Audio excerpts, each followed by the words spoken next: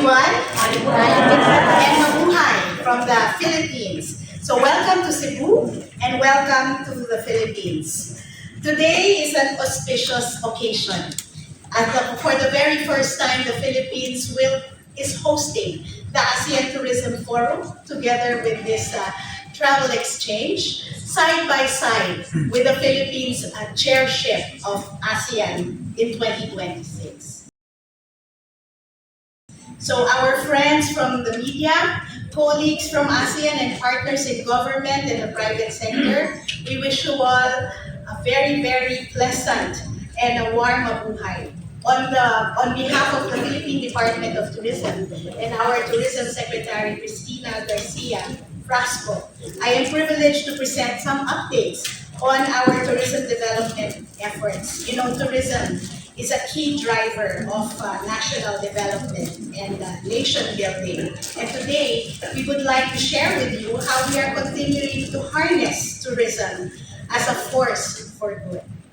So the story of Philippine tourism is one of resilience and steady progress from the rebound we saw in 2022 to the gains in 2023 and to the continued growth in 2024 and 2025.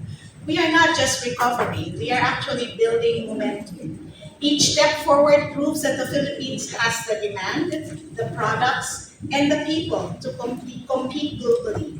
And what we need now is to accelerate this comeback by sustaining investment, expanding connectivity, deepening partnerships so that the Philippines does not just regain its pre-pandemic highs, but surpasses them as well. And of course, we need the help from our friends from the media to be able to spread the good news about love in the Philippines. So in terms of international visitor arrivals, we have shown a remarkable upward trajectory over the past few years. From just 163,879 arrivals in 2021, we have seen further growth and increase in 2024 and 2025, reaching almost 6.5 million visitors. And this steady climb demonstrates the strong recovery of global confidence in the country as a premier destination. It also confirms that our strategies are working and we're steadily positioning the country as a tourism powerhouse in Asia. In 2025, Philippine tourism is estimated to have generated about 694 billion pesos in inbound tourism expenditure. And the sector's strength reflects renewed confidence in the Philippines as a premier destination. It also shows how deeply tourism is interwoven with our national development agenda. Every peso spent in tourism creates ripple effects across industries. What is important about our arrivals in visitors here is the 11.9 length of stay and the spending of around $122 per day.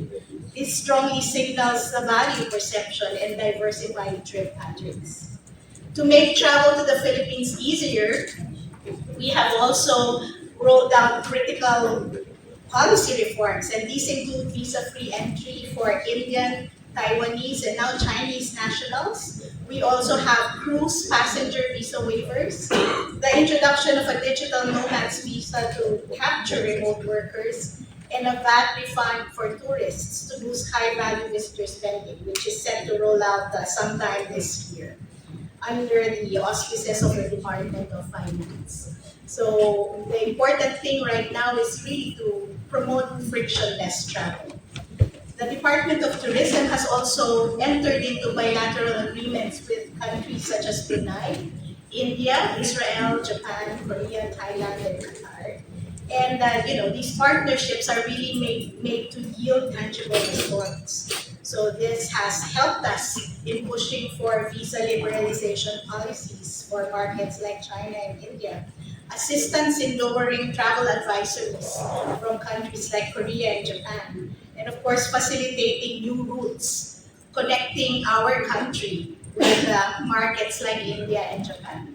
So they also foster exchanges on policy, human capital development, product and standards development, and investment promotion. So we have, for example, two country, one destination collaborations with Thailand.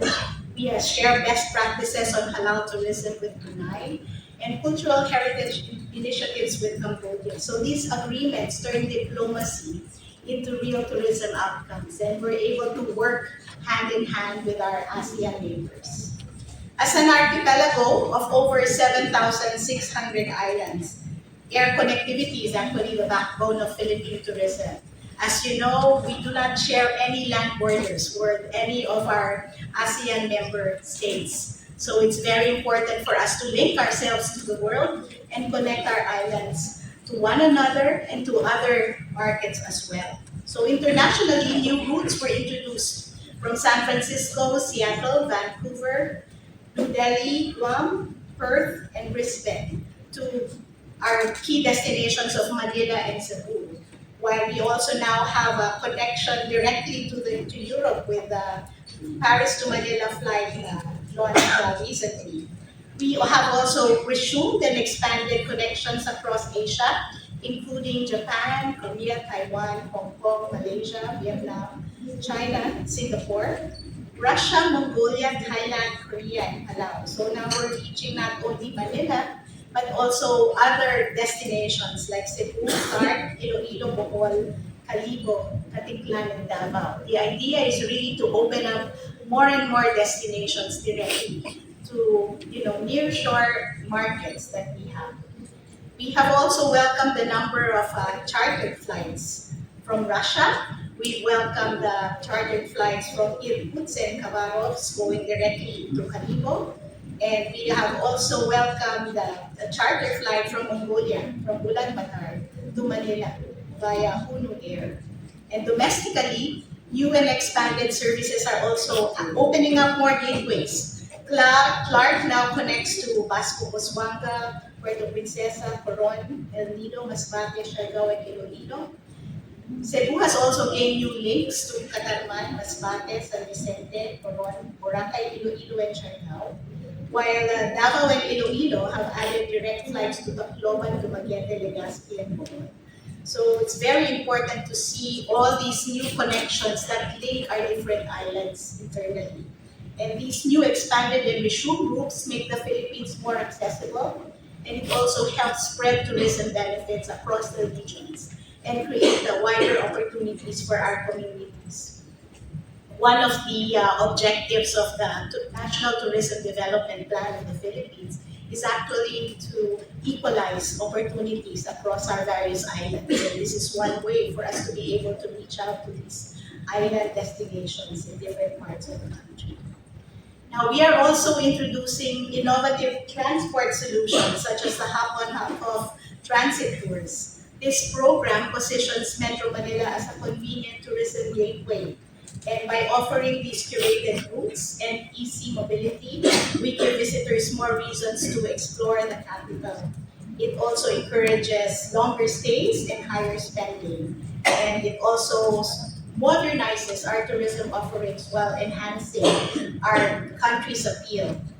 Health and wellness tourism is actually a very important product for us. And it integrates healthcare and travel by highlighting the country's world-class medical expertise. Of course, how do we say that? We say that in the DNA of the Philippines, you have customer care, the caring nature of the Filipinos, and of course our well-known hospitality. And this is put together with our holistic wellness offerings. So because of this, we have also launched the Tourist Medical Concierge, designed to receive and assist patients with both efficiency and with compassion. So what we want to do is really to ensure a smooth and dignified experience from arrival to the country and to their onward journey. As part of our digital push, it's the DOT's first ever 24/7 tourist assistance call center. And this service has already assisted over 20,000 tourists from 76 countries. And it offers multilingual support, ensuring visitors feel safe and cared for throughout their journey. So this really reflects the ethos of the Filipino warmth and service. So tourist rest areas are also very important.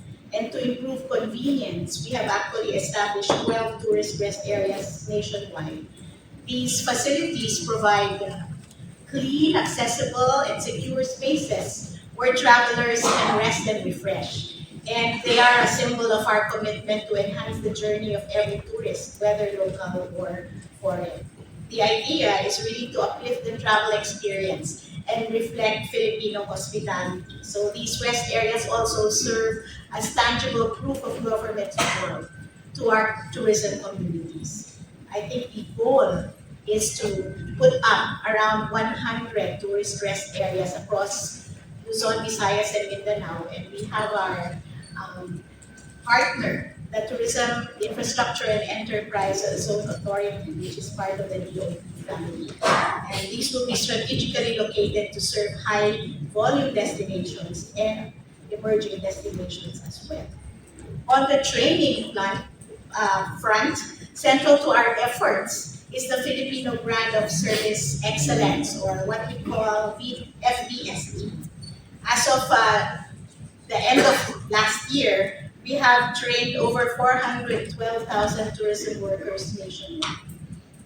And this program institutionalizes the hallmark warmth and care that the Filipinos are known for. It ensures consistency in service quality, no matter the destination. And what's important here is that this is anchored in actually 7 Filipino core values. So it's something that sort of catalyzes the intrinsic things that Filipinos value. On the Turismo Ascenso Loan Program, this is a program to support our MSMEs. The DOT has partnered with the Department of Trade and Industry, and we have one member of our Tourism Promotions Board, also from the TPI, with what we call the Turismo Ascenso Multipurpose Loan Program.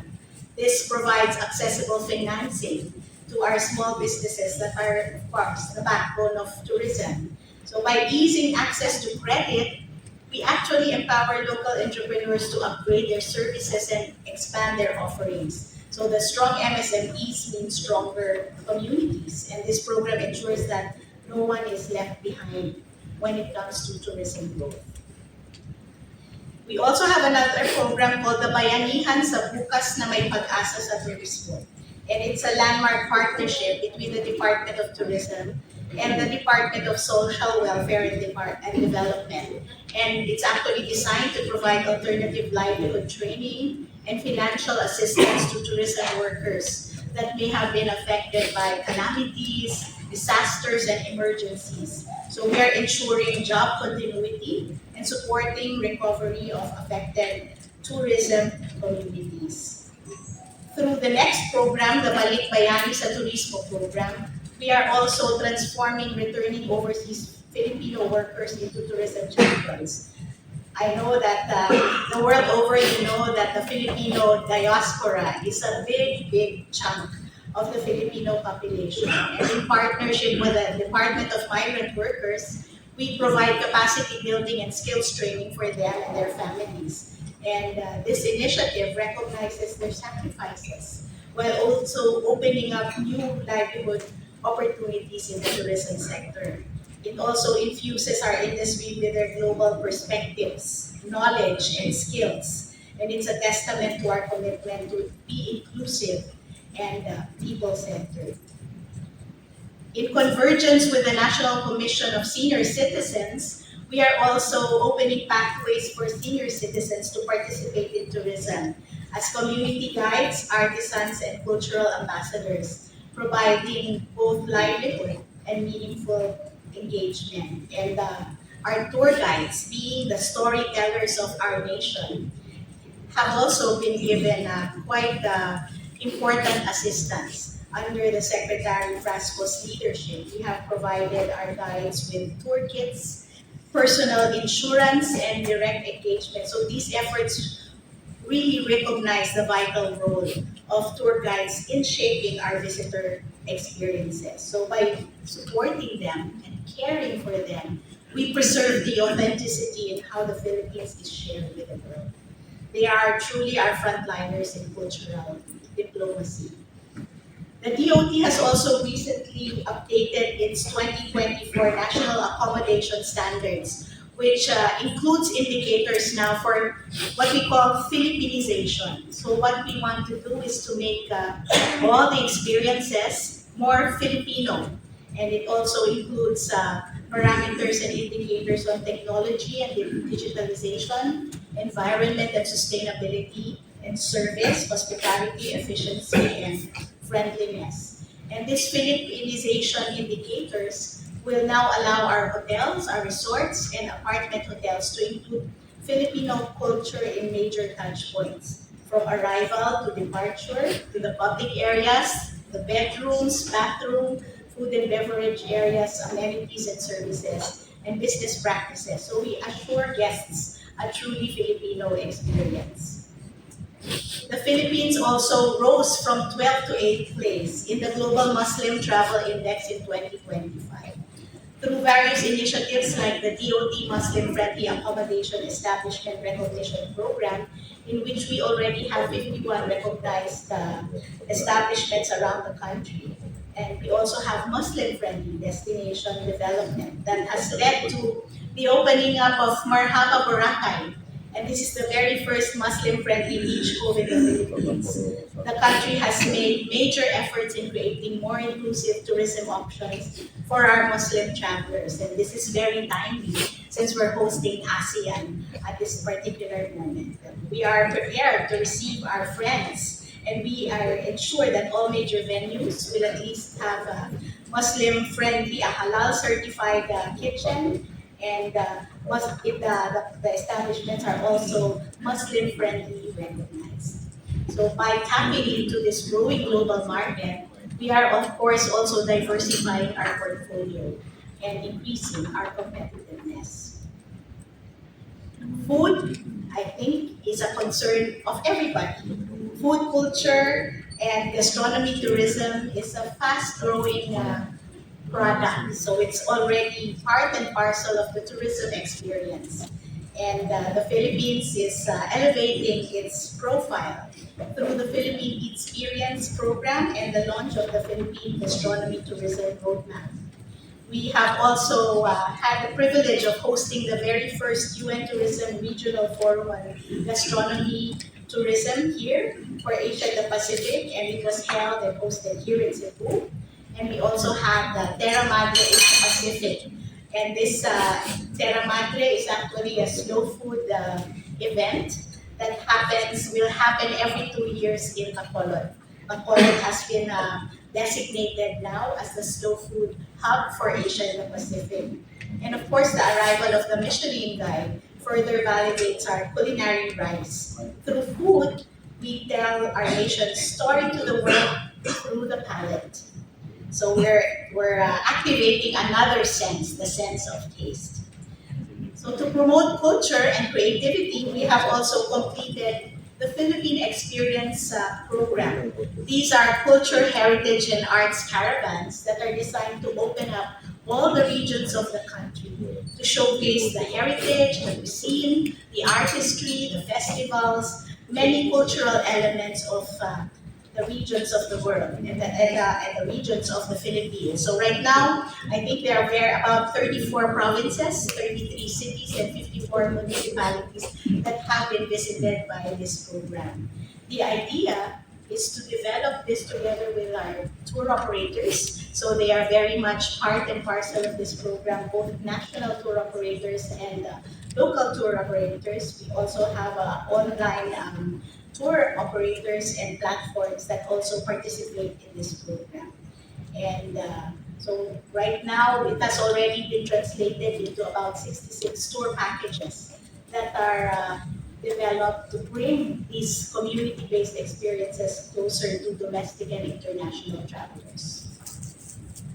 Of course, being at the center of marine biodiversity in the world, dive tourism is a very important product in the Philippines. And the DOT has invested in improving diver safety by actually installing hyperbaric chambers in key dive sites. We have established a dive committee to guide the policy direction on this regard.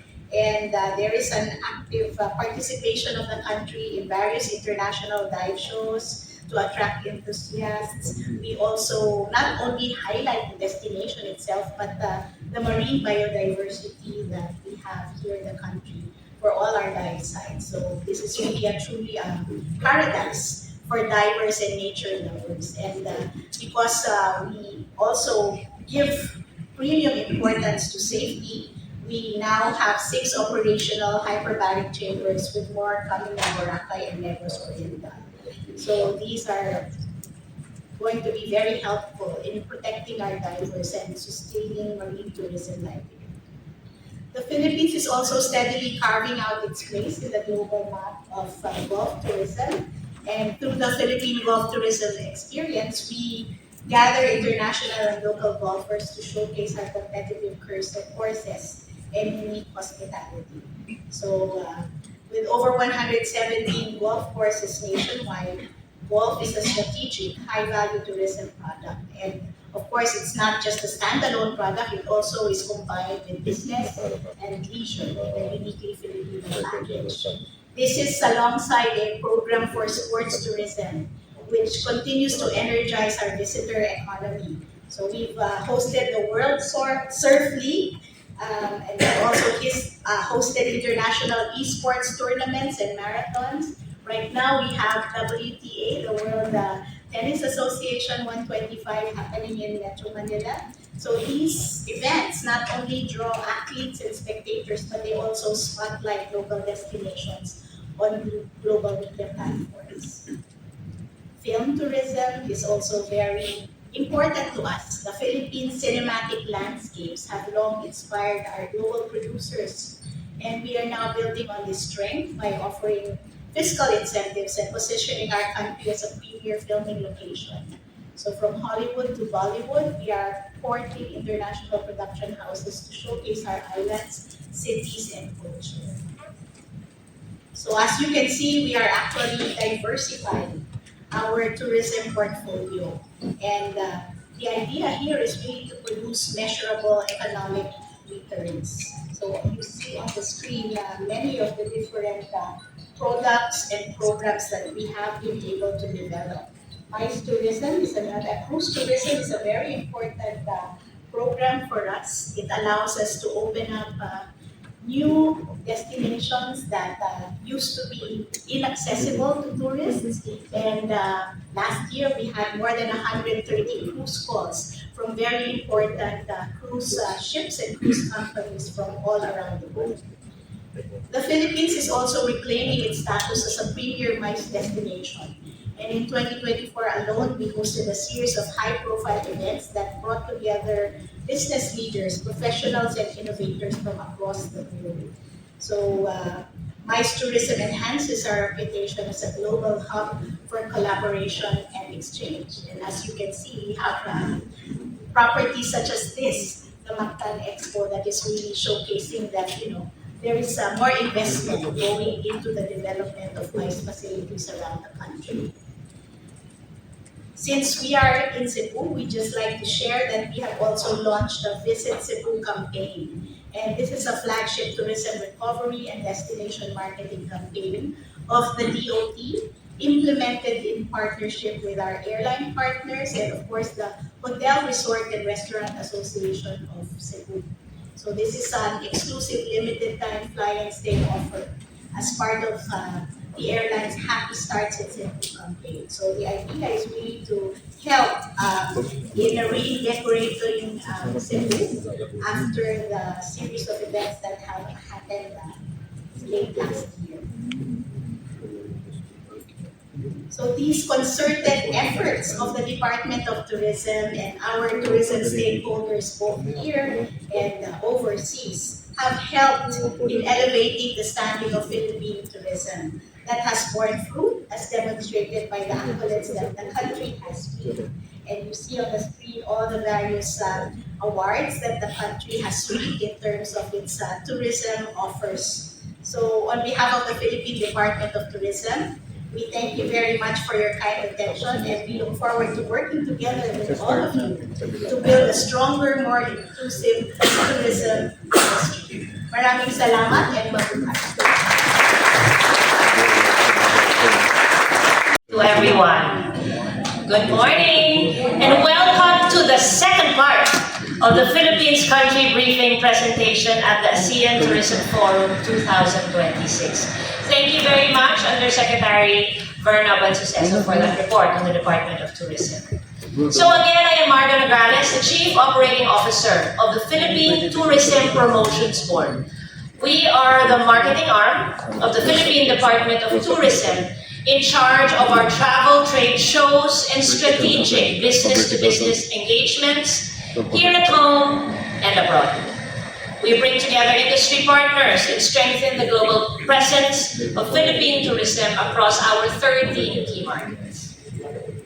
We are honored to host the ATF once again, this time in Cebu, a decade after the Philippines last welcomed this event in Manila. Hosting ATF 2026 gives us a meaningful opportunity to showcase our work of heart for the tourism industry, while of course reaffirming our commitment to strengthening ASEAN tourism, collaboration, and connectivity. Our dear friends from the media have always played an important role in translating our efforts into stories. With that same spirit of trust and collaboration, I'm grateful to stand before you today to share on behalf of our tourism stakeholders the progress we have made, the lessons we continue to embrace, and the paths we are building for a more inclusive and sustainable tourism industry. Let me begin with this. It has not been an easy year. Like many destinations, our country continues to navigate complex realities. But even in the middle of all of this, one truth has remained unwavering. The spirit of our people in the enduring beauty of the country we call home. We are a nation of 7,641 islands, each with its own rhythm. A storm may arrive in one province, but life continues in hundreds of other destinations. Communities rebuild, airports reopen, roads are cleared, and throughout these moments, the Filipino spirit remains steady and open to the world. In the same year that tested us, the world also saw the heart of the Philippines, something we take great pride in. They saw breathtaking islands and vibrant cities that remained among the most loved in the world. They saw the Michelin Guide honor our culinary talent. They saw Conan O'Brien discover the charm and generosity of our people. They watched Olivia Rodrigo embrace her heritage and shine a global spotlight on our roots. They witnessed the Philippines stand proudly at Expo 2025 Osaka, where our pavilion celebrating community, craftsmanship, and sustainability earned international acclaim, including the BIE Silver Plaque for exhibition design. These recognitions go far beyond prestige. They strengthen our resolve to protect the immense beauty of our destinations, uplift the communities who care for them, and honor our duty as stewards of our country. It is with this responsibility in mind that we have set our strategic direction for 2025 to 2028. A whole-of-nation approach that brings together government, private sector, and communities. These strategic directions are anchored on 4 priorities at the Tourism Promotions Board. First, our efforts are driven by evidence-based marketing, guided by a comprehensive strategic plan that helps us understand travelers and speak to them with authenticity and clarity. Second, we are strengthening the national and global reach of the Philippine tourism brand by partnering with local and international trusted influencers who will help us tell our authentic story to the world. Third, we are positioning the Philippines as a premier MICE destination with the capacity to host world-class meetings, incentives, conferences, and exhibitions that drive economic value and foster meaningful exchange. And fourth, we continue to build strong and purposeful partnerships that advance sustainable, gender-responsive, and community-based tourism practices. This commitment is exemplified as we began the year on a strong note by hosting the ASEAN Tourism Forum as a timely opportunity to demonstrate our country's readiness to welcome travelers and partners from across the region. It is also through this event that we ensure equal opportunities for promotion, reach destinations and communities across our country. This is evident in our post tours, where our foreign buyers and media will experience the diversity of our country as they explore Pampanga, Manila, Davao, Palawan, Bohol, Dumaguete, and Cebu. This momentum will continue through the year as we host a total of 89 ASEAN meetings across Manila, Boracay, Cebu, Palawan, and other key destinations. While we take pride in leading these ASEAN initiatives, we continue to do our business as usual programs in pursuit of our commitment to promote the Philippines in the international and domestic scene. Our community-based tourism programs continue to grow, championing weavers, cultural artisans, and local storytellers. We sit with them, learn from them, and build pathways that protect their heritage while expanding their opportunities locally and globally. This advocacy reached the world stage at Expo 2025 Osaka, where the Philippine Pavilion showcased the largest weaving collaboration in our history. With more than 1 million visitors and 2.4 billion in media mileage, the pavilion strengthened our soft power, anchored investments, and affirmed what we have long known, that the Filipino creativity speaks a universal language. Meanwhile, the Philippine Motorcycle Tourism Program expanded its circuits, connecting riders with communities and small businesses across the islands. Aligned with our push for sustainable and immersive travel, we are also advancing cyclo-tourism, embracing cycling as a sport and as an environmentally conscious way to experience and explore our islands. Our regional travel fair continues to promote local travel in Luzon, Visayas, and Mindanao, supporting economies where it matters most. Across these programs, business-to-business engagements are integrated to connect local enterprises with industry partners. On an international scale, we reinforce our market presence through joint promotion initiatives by partnering with airlines, tour operators, and online travel aggregators. We also sustain participation in key travel fairs and business missions such as the ITB Berlin, ITB Asia, Arabian Travel Mart, Asia Dive Expo, and the Philippine business missions to Australia, Japan, and Korea. One of our biggest missions is to implement programs that drive sustainable growth in our country. As the impacts of climate change become more pronounced, we are called to do more.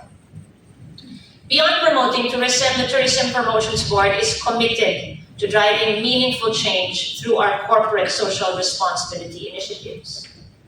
Grounded in the UN Sustainable Development Goals, our programs are built upon 4 core pillars: education, environmental conservation, heritage preservation, and community assistance. We continue to direct our resources towards initiatives that protect the country's natural treasures and support the communities that care for them.